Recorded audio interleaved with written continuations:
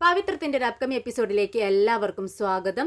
അങ്ങനെ ശങ്കരനാരായണൻ്റെ കുടുംബക്ഷേത്രത്തിൽ വെച്ച് നടക്കുന്ന ഉത്സവത്തിനായി എല്ലാവരും പുറപ്പെടുന്നു. നമ്മുടെ വേദയും വിക്രമും ശങ്കരനാരായണനും പത്മവും ശ്രീയും എല്ലാവരും ഉണ്ട്. അങ്ങനെ പോകുന്ന വഴിക്ക് അവർക്കൊരു തടസ്സം നേരിട്ടതിനാൽ അവരൊരു ലോഡ്ജിൽ താമസിക്കേണ്ടി വരുവാണ്. എന്നാൽ ലോഡ്ജിൽ അധികം റൂമൊന്നും അവൈലബിൾ അല്ല, 2 റൂം മാത്രമേ ഉള്ളൂ. അങ്ങനെ ഒരു റൂമിൽ പുരുഷന്മാരും ഒരു റൂമിൽ സ്ത്രീകളും താമസിച്ച് വരുന്ന സമയത്ത് നമ്മുടെ വിക്രമിനെ ഒരുപാട് ബോറടിക്കുകയാണ്. നമ്മുടെ ശങ്കരനാരായണനാണെങ്കിൽ ഏതു നേരവും റൂമിലിരുന്നു കൊണ്ട് ഇങ്ങനെ ലാപ്ടോപ്പിൽ ഓരോ വർക്ക് ചെയ്തുകൊണ്ടിരിക്കുകയാണ്. പിന്നീട് ശ്രീയാണ് ഒപ്പമുള്ളത്. ശ്രീയാണെങ്കിൽ ഏത് നേരവും ഫോണിൽ സംസാരിച്ചുകൊണ്ടേ ഇരിക്കുകയാണ്. നമ്മുടെ വിക്രമിനാണ് പ്രത്യേകിച്ച് ജോലിയൊന്നുമില്ല, വെറുതെ ഇങ്ങനെ ഇരിക്കുന്നു. നമ്മുടെ വേദയുടെ അടുത്ത റൂമിൽ ചെന്ന് സംസാരിക്കാമെന്ന് വെച്ചാൽ പത്മവും മുത്തശ്ശിയും അവരുടെ കുറച്ച് ബന്ധുക്കളുമുണ്ട്. അവരുടെ ഇടയിൽ വെച്ച് വേദയോട് സംസാരിക്കാനും പറ്റത്തില്ല. എങ്ങനെയെങ്കിലും ഒന്ന് വിളിച്ച് പുറത്തേക്ക് വരാൻ വേണ്ടി പറയാമെന്ന് വെച്ചാൽ വേദയാണെങ്കിൽ അത് ശ്രദ്ധിക്കത്തുമില്ല. അമ്മയ്ക്ക് വയ്യ, അമ്മയുടെ കാലിൽ തൈലമിടണം എന്നൊക്കെ പറഞ്ഞ് ഓരോ കാരണങ്ങൾ പറഞ്ഞുകൊണ്ടിരിക്കുകയാണ് വേദ. കുറേ നേരം വിക്രം എങ്ങനെ റൂമിലിരിക്കുന്നുണ്ട്. ബോറടി കാരണം റൂമിന് പുറത്തേക്ക് ഇറങ്ങുവാണ്. എന്നിട്ട് വേദ താമസിക്കുന്ന റൂമിനടുത്ത് ചെന്ന് നിന്നിങ്ങനെ വേദയെ പതിയെ ഡോറ് തുറന്ന് വേദയെ ഇങ്ങനെ വിളിക്കുകയാണ്. പക്ഷെ വേദ അത് കേൾക്കുന്നില്ല. വേദ അമ്മയുടെ കാലിൽ തൈലം തേച്ചിങ്ങനെ അമർത്തിക്കൊണ്ടിരിക്കുകയാണ്. ഇതേ സമയം അവിടെ വല്യമ്മയുണ്ട്. വല്യമ്മ കേൾക്കുവാണ് വിക്രം ഇങ്ങനെ വിളിക്കുന്നത്. എന്താ വിക്രം, നീ അവിടെ തന്നെ നിൽക്കുന്നത്? ഇങ്ങോട്ട് അകത്തേക്ക് കയറി വാ എന്ന് പറയാണ്. ഒന്നുമില്ല, ഞാനിവിടെ നിന്നോളാം എന്ന് പറയുന്നുണ്ട്. എന്നാൽ പത്മവും പറയുന്നുണ്ട്, വിക്രം നീ എന്തിനാ അവിടെ നിൽക്കുന്നത്? നീ ഇങ്ങോട്ടേക്ക് കയറി വാ എന്ന് പറയുമ്പോൾ വിക്രം അകത്തേക്ക് കയറി നിൽക്കുവാണ്. അത് ഞാൻ ഇതിൽ പോയപ്പോൾ വെറുതെ അങ്ങ് കയറിയതാ, റൂമിലിരുന്ന് ബോറടിക്കുന്നു. അവിടെ 2 ആളുണ്ട്. ഒരാൾ ഏത് നേരവും ലാപ്ടോപ്പിലാണ്, ഒരാളും ഏത് നേരവും ഫോണിലും. ഞാൻ വെറുതെ ഇരുന്ന് ബോറടിച്ചു. അപ്പോൾ ഞാൻ വേദയുടെ അടുത്ത് വന്ന് സംസാരിക്കാലോ എന്ന് വെച്ച് ഇങ്ങനെ വന്നതാണെന്ന് പതിയെ ഇങ്ങനെ മടിച്ചാണെങ്കിലും വിക്രം പറയുന്നുണ്ട്. ഇത് കേട്ടിട്ട് പത്മം പറയുന്നുണ്ട്, ആ ശരി, അതിനെന്താ കുഴപ്പം? വിക്രം വേദവിയോട് മാത്രമല്ലല്ലോ, ഞങ്ങളോടും സംസാരിക്കാമല്ലോ, നീ ഇവിടെ ഇരിക്കുക, നമുക്ക് എല്ലാവർക്കും സംസാരിച്ചുകൊണ്ടിരിക്കാമെന്ന് പറയുന്നു. എന്നാൽ നമ്മുടെ വിക്രമിൻ്റെ ഉദ്ദേശം ഇതൊന്നുമല്ല. വേറൊരു ഉദ്ദേശത്തിലാണ് വിക്രം വന്നിരിക്കുന്നത്. അത് ഇവർക്കാർക്കും മനസ്സിലാവുന്നുമില്ല. അപ്പോഴേക്കും ദീപ്തി പറയുന്നുണ്ട്, ചേട്ടൻ വാ, നമുക്ക് കാർഡ് കളിക്കാമെന്ന് പറയുന്നുണ്ട്. ഇത് കേട്ടിട്ട് വിക്രം പറയുന്നുണ്ട്, കാർഡൊന്നും ഈ നേരത്ത് കളിക്കാൻ പറ്റത്തില്ല. നേരം ഇരുട്ടിയാലേ വിളക്ക് കൊളുത്തിയതിന് ശേഷം ഇങ്ങനെയുള്ള കളികളൊന്നും കളിക്കരുതെന്ന് എൻ്റെ അമ്മ ചെറുപ്പത്തിൽ പറഞ്ഞിട്ടുണ്ടെന്ന് പറയുന്നു. ഇത് കേട്ടിട്ട് ദീപ്തിക്ക് ഒട്ടും വിശ്വാസം വരുന്നില്ല. അങ്ങനെയൊക്കെ ഉണ്ട് ചേട്ടാ, ഞങ്ങൾക്കതൊന്നും അറിയത്തില്ല എന്ന് പറയുകയാണ്. എന്നാൽ ഈ വിക്രമിൻ്റെ ഈ മറുപടി കേട്ടിട്ട് നമ്മുടെ വേദയ്ക്ക് ചിരി വരുവാണ്. വേദ ചിന്തിക്കുന്നുണ്ട്, ഇവൻ എന്താ ഈ പറയുന്നത്? ഇങ്ങനെയുള്ള കാര്യങ്ങളൊന്നും ഇവൻ പറയാറില്ലല്ലോ. ഇതെന്തോ ഒരു പ്രശ്നം വശപ്പിശകുണ്ട്. ഇവൻ വെറുതെ ഒന്നുമല്ല വന്നിരിക്കുന്നത്, എന്തോ കാര്യത്തിന് വേണ്ടി തന്നെയാണെന്ന് വേദ ഇങ്ങനെ ചിന്തിക്കുന്നുണ്ട്. പിന്നീട് വിക്രം ചോദിക്കുന്നുണ്ട്, അമ്മേ ഇവിടെ എങ്ങനെയാ, റൂമൊക്കെ സൗകര്യമുണ്ടോ? വെള്ളമൊക്കെ പൈപ്പിൽ വരുന്നില്ലേ ടോയ്ലറ്റിൽ എന്നൊക്കെ ചോദിക്കുക. ഇത് കേട്ടിട്ട് പത്മത്തിന് ചിരിയും വരുന്നുണ്ട്. എന്നിട്ട് പറയുന്നുണ്ട്, അതിനെന്താ മോനെ, കുഴപ്പമൊന്നുമില്ല, തരക്കേടില്ല. അല്ല, കിടക്കാൻ പറ്റുന്നുണ്ടോ നിങ്ങൾക്ക്? ഇവിടെ എല്ലാവരും കൂടെ ബുദ്ധിമുട്ടാവത്തില്ലേ എന്ന് ചോദിക്കുകയാണ്. അതിന് ഒരു ദിവസത്തെ കാര്യമല്ലേ മോനെ, നമുക്ക് അഡ്ജസ്റ്റ് ചെയ്യാം, പിന്നെ എക്സ്ട്രാ ബെഡ് തരാമെന്ന് അവർ പറഞ്ഞിട്ടുണ്ടല്ലോ എന്ന് പറയുന്നുണ്ട്. വേദയും പറയുന്നുണ്ട്, കുഴപ്പമില്ല വിക്രം, ഞങ്ങൾ അഡ്ജസ്റ്റ് ചെയ്ത് കിടക്കുന്നുണ്ട്. എന്നാൽ വിക്രം പറയുന്നുണ്ട്, അതെ, നമ്മുടെ ഓപ്പോസിറ്റ് സൈഡിലുണ്ടായിരുന്ന റൂമിലെ കുറച്ച് ഒരു ഭാര്യയും ഭർത്താവും ഒരു കുട്ടിയും ഉണ്ടായിരുന്നില്ലേ? അപ്പോൾ വേദ പറയുന്നുണ്ട്, ഇന്നലെ പ്രശ്നമുണ്ടാക്കിയ അവരല്ലേ, അവർ പോയില്ലേ എന്ന് ചോദിക്കുകയാണ്. അവർ പോയി, പക്ഷേ ആ റൂം ഒഴിവായി കിടക്കുന്നുണ്ടല്ലോ വേദേ. അപ്പോൾ ആർക്കെങ്കിലും ബുദ്ധിമുട്ടുണ്ടെങ്കിൽ അങ്ങോട്ടേക്ക് താമസം മാറാം എന്നുള്ള ഉദ്ദേശത്തിൽ ഇങ്ങനെ വേദയും കൊണ്ട് അങ്ങോട്ടേക്ക് താമസം മാറാനുള്ള ഒരു ഉദ്ദേശത്തിലാണ് വിക്രം ഇങ്ങനെ സംസാരിച്ചുകൊണ്ടിരിക്കുന്നത്. ആ റൂട്ടിലേക്ക് വന്നുകൊണ്ടിരിക്കുകയാണ്. എന്നാൽ ഇവർക്കൊന്നും അത് മനസ്സിലാവുന്നില്ല പെട്ടെന്ന്. എന്നാൽ പെട്ടെന്ന് വേദ പറയുന്നുണ്ട്, ദേ അമ്മ പറയുന്നത് കേട്ടില്ലേ വിക്രം, എല്ലാവരും ഇവിടെ തന്നെ ഒറ്റ ദിവസത്തെ കാര്യമല്ലേ ഉള്ളൂ, എക്സ്ട്രാ ക്യാഷ് കൊടുക്കുന്നത് എന്തിനാ വെറുതെ, ഞങ്ങൾ ഇവിടെ തന്നെ കിടന്നോളാം എന്ന് പറയുവാണ്. പെട്ടെന്ന് കറണ്ട് അങ്ങ് പോകുന്നുണ്ട്. പെട്ടെന്ന് കറണ്ട് പോയ സമയത്ത് വേദ ഇരിക്കുന്ന ഭാഗത്തേക്ക് വിക്രം വരികയാണ്. പക്ഷെ വേദ അവിടെ നിന്ന് എഴുന്നേറ്റ് പോയത് വിക്രമന് അറിയത്തില്ല. എന്നാൽ അബദ്ധവശാൽ നമ്മുടെ വർഷയും ഒരു വല്യമ്മ ഇരിക്കുന്നുണ്ട്. അവരുടെ അടുത്തേക്ക് വന്ന് സ്വകാര്യം പറയാട്ടോ നമ്മുടെ വേദയാണെന്ന് തെറ്റിദ്ധരിച്ച്, വേദേ, ഞാൻ നിനക്ക് വേണ്ടി മുല്ലപ്പൂ കൊണ്ടുവന്നിട്ടുണ്ട്, പിന്നെ ഈ മുല്ലപ്പൂ ധരിച്ചുകൊണ്ട് നീ പുറത്തേക്ക് വാ, ഞാൻ പുറത്ത് കാത്തു നിൽക്കാമെന്ന് പറയാട്ടോ ചെവിയിൽ. പെട്ടെന്ന് കറണ്ടങ്ങ് വരുവാണ്. അന്നേരമാണ് ഇവർക്ക് പറ്റിയ അബദ്ധം മനസ്സിലാവുന്നത്. എന്ത് പറ്റിയെന്ന് ചോദിക്കുകയാണ് നമ്മുടെ വിക്രം. എല്ലാവരും പരസ്പരം നോക്കുവാണ്. നമ്മുടെ വർഷയും ആ വല്യമ്മയും വായ് പൊത്തിക്കൊണ്ടിരിക്കുക കേട്ടോ. ഇവൻ പറയുന്ന ഈ വാക്കുകൾ കേട്ട് വേദയാണെങ്കിൽ വിക്രമിനെ പിടിച്ച് പുറകോട്ട് വലിക്കുന്നുണ്ട്, ഷർട്ടിൽ പിടിച്ച് വലിക്കുകയാണ്. എന്താ വിക്രം, ഇത് ആളറിയാതെയാണോ നീ ഇങ്ങനെയൊക്കെ സംസാരിക്കുന്നതെന്ന്? എടി, നീ എന്നെ ചതിച്ചു അല്ലേ? നീ ഇരിക്കുന്ന സ്ഥലം മാറുന്നുണ്ടെങ്കിൽ ഒന്ന് പറയണ്ടേ എന്ന് പറയുന്നുണ്ട് വിക്രം. വിക്രമാണെങ്കിൽ തൻ്റെ കയ്യിലുണ്ടായിരുന്ന മുല്ലപ്പൂ എടുത്തിട്ട് ആ വല്യമ്മയുടെ തലയിൽ ഉണ്ടായിരുന്നു. വല്യമ്മ പറയുന്നുണ്ട്, ദേ പത്മം, നമ്മുടെ വേദയെ പെട്ടെന്ന് തന്നെ ഇവൻ്റെ പിറകെ വിടുന്നതാട്ടോ നല്ലത്, അല്ലെങ്കിൽ നമുക്ക് തന്നെയാ ബുദ്ധിമുട്ട്. ഇത് കേട്ടിട്ട് എല്ലാവരും പൊട്ടിച്ചിരിക്കുകയാണ്. വിക്രം പറയുന്നുണ്ട്, സോറി വല്യമ്മേ, ആളറിയാതെ ഞാൻ വേദയാണെന്ന് ധരിച്ചിട്ട് ചെയ്തതാ കേട്ടോ. പെട്ടെന്ന് വല്യമ്മ വർഷയോട് പറയുന്നുണ്ട്, ദേ വർഷേ, ജസ്റ്റ് മിസ് കേട്ടോ, ഇവനെങ്ങാനും വന്ന് വേദിയാണ് ധരിച്ച് എനിക്കെങ്ങാനും ഉമ്മ തന്നിരുന്നെങ്കിൽ എന്തായേനെ. ഇത് കേട്ടതും വിക്രം ഓടി വന്നിട്ട് വല്യമ്മയോട് പിന്നെയും പറയുന്നുണ്ട്, വല്യമ്മേ പറഞ്ഞത് കറക്റ്റാ, ദേ ഞാനങ്ങനെ ചെയ്യാൻ വേണ്ടി പോവായിരുന്നു, അപ്പോഴേക്കും കറണ്ട് അങ്ങ് വന്നു. ഇത് കേട്ടതും അവരെല്ലാവരും വീണ്ടും പൊട്ടിച്ചിരിക്കുകയാണ്. അങ്ങനെ പത്മം വേദയോട് പറയുന്നുണ്ട്, മോളെ നീ വിക്രമിനോടൊപ്പം പോ, ആ റൂം വേക്കൻ്റ് ആണെന്നുണ്ടെങ്കിൽ നീ നിങ്ങൾ രണ്ടുപേരും ആ റൂമിൽ പോയി താമസിച്ചു എന്ന് പറയാം. ഇത് കേട്ടതും മനസ്സിൽ ലഡു പൊട്ടിയതുപോലെ കേട്ടോ വിക്രമിന് തോന്നുന്നത്. വളരെ സന്തോഷമാവാണ്. അങ്ങനെ വേദയുടെ കൈയും പിടിച്ചുകൊണ്ട് അപ്പുറത്തെ റൂമിലേക്ക് അവർ താമസം മാറ്റുന്നുണ്ട്. അങ്ങനെ സന്തോഷത്തോടെ വിക്രം വേദയും പിടിച്ച് റൂമിലേക്ക് അങ്ങ് കയറുന്ന സമയത്ത് വിക്രമിൻ്റെ തലക്കിട്ട് കൊട്ടു കേട്ടോ വേദ. എന്നിട്ട് പറയുന്നുണ്ട്, ദേ എന്താ നീ ചെയ്തത് വിക്രം, എന്നെ നാണം കെടുത്തിയില്ലേ?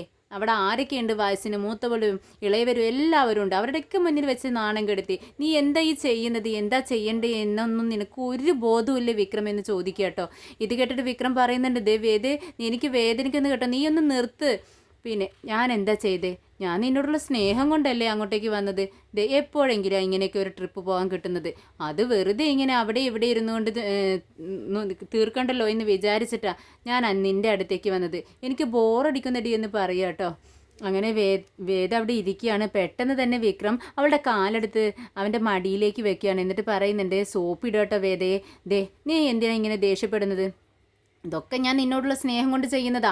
നിനക്ക് നിൻ്റെ കാല് വേദനിക്കുന്നെന്ന് നേരത്തെ പറഞ്ഞില്ലേ, ഞാൻ കാലമർത്തി തരാട്ടോ എന്ന് പറഞ്ഞുകൊണ്ട് കാലിങ്ങനെ പതുക്കെ തടവി കൊടുക്കുകയാണ്. ഇത് കണ്ടിട്ട് വേദയ്ക്ക് ചിരിയും വരുന്നുണ്ട്. എന്നിട്ട് വേദ ഇങ്ങനെ അവൻ്റെ മുഖത്തേക്ക് തന്നെ നോക്കിയിരിക്കുകയാണ്. ഇത് കണ്ടിട്ട് വിക്രം ചോദിക്കുന്നുണ്ട്, നീ എന്താ എന്നെ ഇങ്ങനെ നോക്കുന്നത്? അല്ല, ഞാൻ വിക്രം ചിന്തിക്കുകയായിരുന്നു, നീ ആരടാ നീ? ഇത് കേട്ടിട്ട് വിക്രം ചോദിക്കുന്നുണ്ട്, ആഹാ എന്ത് ചോദ്യമാണ് ഈ ചോദിക്കുന്നത്? വിവാഹം കഴിഞ്ഞിട്ട് 1.5 വർഷമായി, എന്നിട്ട് ചോദിക്കുന്നത് ചോദ്യമാണോ നീ ചോദിക്കുന്നതെന്ന് പറയുമ്പോൾ വേദ പറയുന്നുണ്ട്, അല്ല ദൈവം നമ്മളെ രണ്ടുപേരും അറിഞ്ഞുകൊണ്ട് തന്നെയാട്ടോ ഒന്നിപ്പിച്ച് വെച്ചിരിക്കുന്നത്. നിന്നെ അല്ലാതെ നിന്നെക്കാളും ബെറ്റർ ആയിട്ടുള്ള ഒരുത്തനെ എനിക്ക് ഒരിക്കലും വിവാഹം കഴിക്കാൻ പറ്റത്തില്ലായിരുന്നു. ദൈവം അറിഞ്ഞുകൊണ്ട് തന്ന ഒരു സമ്മാനമാണ് നീ എന്ന് പറയുകയാണ്.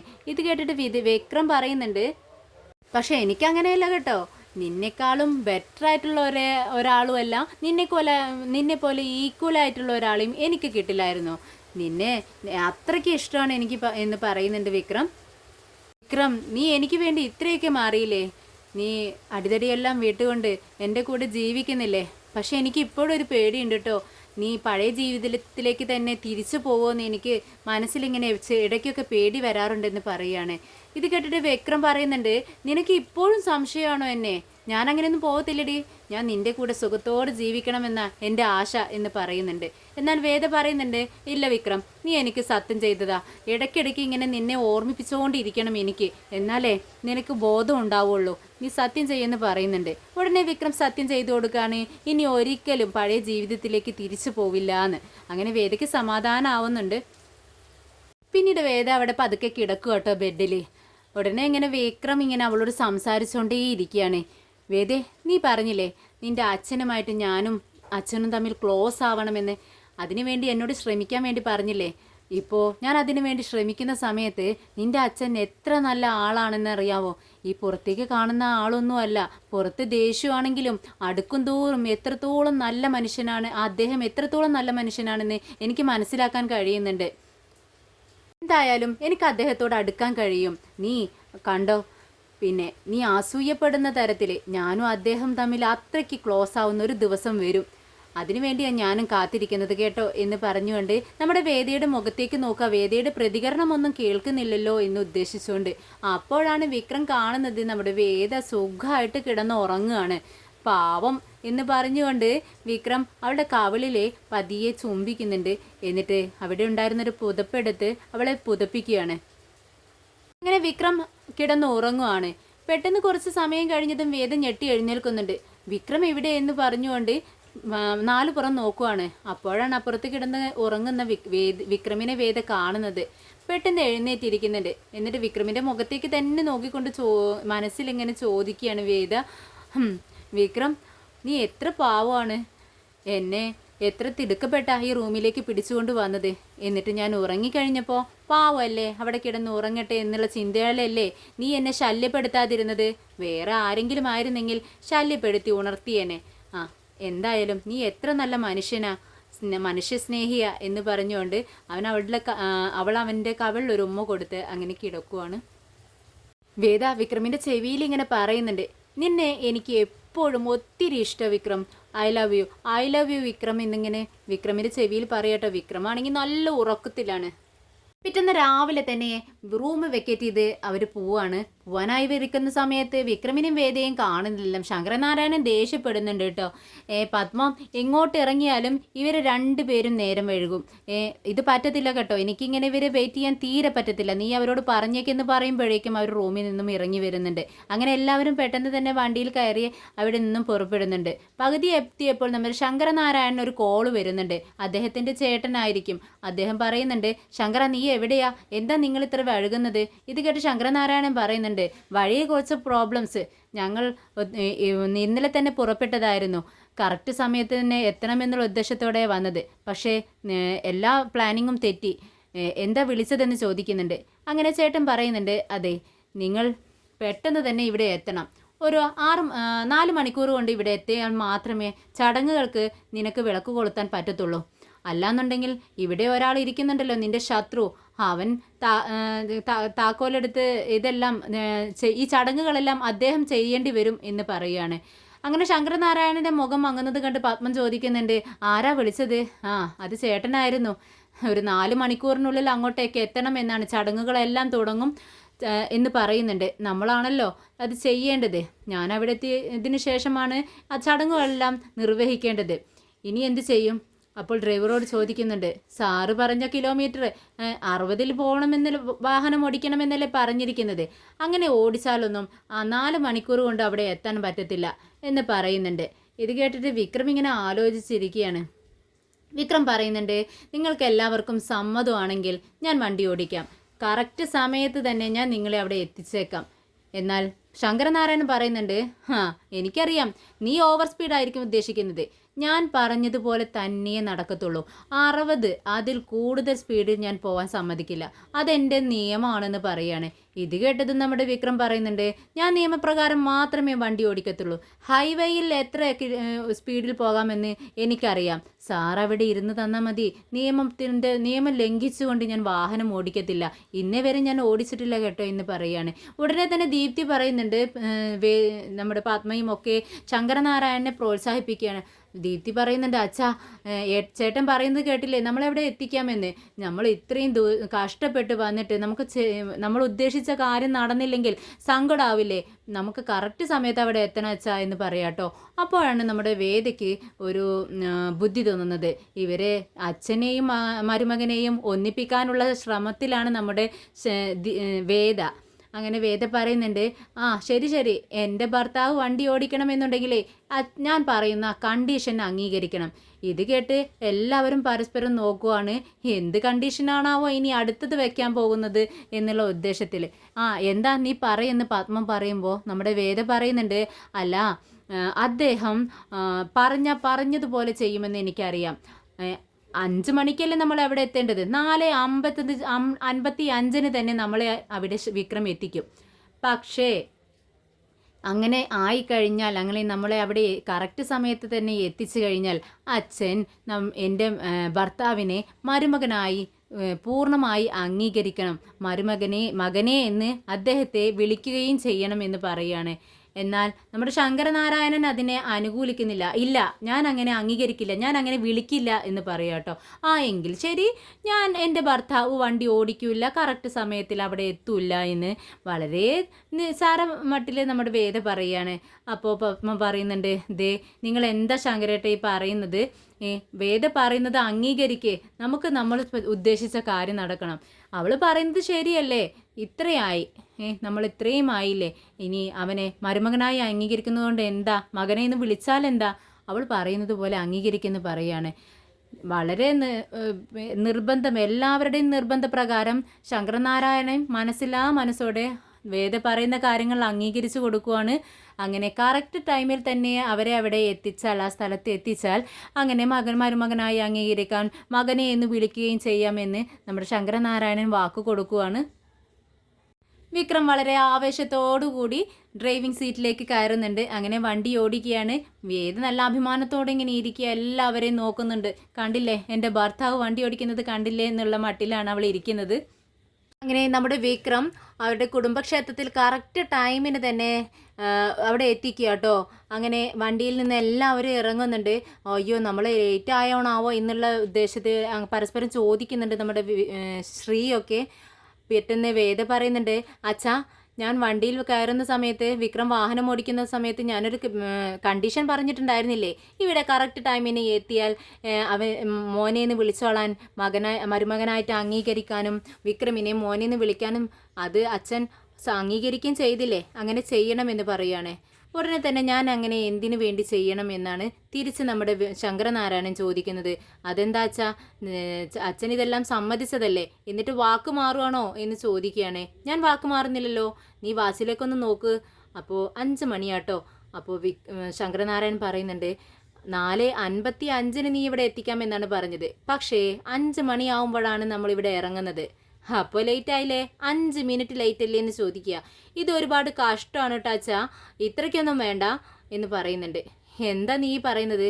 വാക്കായിരിക്കണം, വാക്ക് നീ തെറ്റിച്ചു, അതുകൊണ്ട് എനിക്ക് അവനെ അംഗീകരിക്കാനും എനിക്ക് അവനെ മോനെന്ന് വിളിക്കാനും പറ്റത്തില്ല, നിന്റെ ഭർത്താവായിട്ട് കരുതിക്കൊണ്ട് മോനെന്ന് എനിക്ക് വിളിക്കാൻ പറ്റില്ല എന്ന് പറഞ്ഞുകൊണ്ട് അവർ അമ്പലത്തിനകത്തേക്ക് കയറുവാണ്. എന്നാൽ വേദ വിക്രമിൻ്റെ അടുത്തേക്ക് ചെല്ലാണ്. വേദയുടെ മുഖത്ത് ഒരുപാട് സങ്കടമുണ്ട് കേട്ടോ. നീ എന്തിനാ ഇങ്ങനെ സങ്കടപ്പെടുന്നതെന്ന് വിക്രം ചോദിക്കുന്നുണ്ട്. അത് കണ്ടില്ലേ, അച്ഛൻ ചെയ്ത കാര്യം കണ്ടില്ലേ, ഒരു 5 മിനിറ്റിൻ്റെ വ്യത്യാസമല്ലേ ഉള്ളൂ വിക്രം, അച്ഛൻ എന്താ നിന്നെ മോനെന്ന് വിളിച്ചാൽ എന്തിനാ ഇങ്ങനെ വാശി പിടിക്കുന്നതെന്ന് ചോദിക്കുക. ഇത് കേട്ടിട്ട് വിക്രം പറയുന്നുണ്ട്, നിനക്കിപ്പോൾ എന്താ ആഗ്രഹം? നിൻ്റെ അച്ഛൻ എന്നെ മോനായി, നിൻ്റെ ഭർത്താവായി അംഗീകരിച്ച് ആ സ്നേഹത്തോടെ എന്നെ മോനെന്ന് വിളിക്കണം, ഇത്രയല്ലേ വേണ്ടൂ? നീ നോക്കിക്കോ, ഇവിടുത്തെ ഉത്സവം കഴിഞ്ഞ് തിരിച്ച് വീട്ടിലേക്ക് പോകുന്നതിന് മുൻപ് നിൻ്റെ അച്ഛൻ എന്നെ അങ്ങനെ വിളിച്ചിരിക്കുമെന്ന് പറയാണ്. അതാ വിക്രമിൻ്റെ ഈ വാക്കുകൾ കേട്ട് വേദിക്ക് ഒരുപാട് സന്തോഷമാവുന്നുണ്ട്. പക്ഷേ അവൾക്കൊരു സംശയം, ഇതൊക്കെ നടക്കാൻ പോകുന്നതാണോ? വിക്രമിനോടത് ചോദിക്കുന്നുണ്ട്. വിക്രം, നീ എന്താ തമാശ പറയുകയാണോ? ഇവിടുന്ന് പോകുമ്പോഴേക്കും അച്ഛൻ അങ്ങനെ നിന്നെ അംഗീകരിക്കുകയോ വിളിക്കുകയോ? ഇത് കേട്ട് വിക്രം പറയും,